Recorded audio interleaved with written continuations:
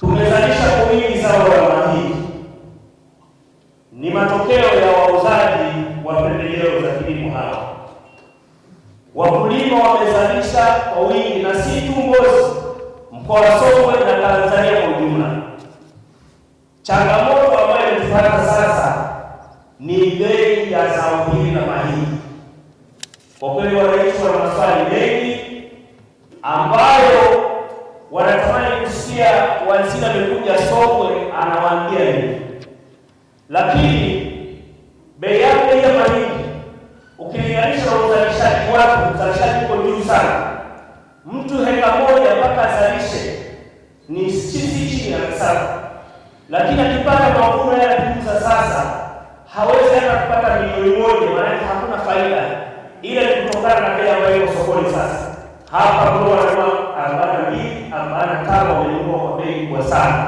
Hii bei na wanategemea wakinunua, wakiuza mahindi yao warudi tena kwa wauzaji wa pembejeo za kilimo, wanunue mbolea, wanunue madawa, wanunue mbegu. Wanashindwa. Mheshimiwa Waziri, tusaidie kwenye hili. Inawezekana soko bado halijafunguka sana, lakini serikali yetu chini ya Rais Samia Suluhu Hassan, wako watu wa ARA wako hapa. Naamini serikali ikiingia sokoni automatically bei ya mahindi itapanda tu. Tunaomba sana Mheshimiwa Waziri, tusaidie hapa. Nazungumzia hapa kuhusu bei ya mahindi. Mkasema iko chini, lakini mwenyekiti wenu hapa anataka kusimama kabisa juu ya hii polia, ili ni muone anavyozungumzia hilo. Nisisitize, serikali inaona hilo na inatambua hilo. Changamoto imejijenga kwenye mambo mawili. La kwanza, msimu wa mavuno kwenye ukanda wetu wote ni msimu mmoja.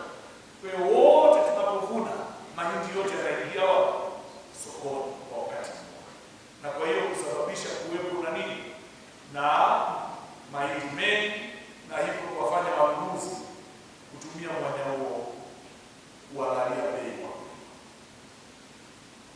Sababu za msingi za serikali kuanzisha NFRA au wakala wa chakula nchini, wa hifadhi ya chakula nchini, ulibeba dhamira ya kumfanya mkulima wakati anavuna kuwa na uhakika wa soko pale soko linakosekana.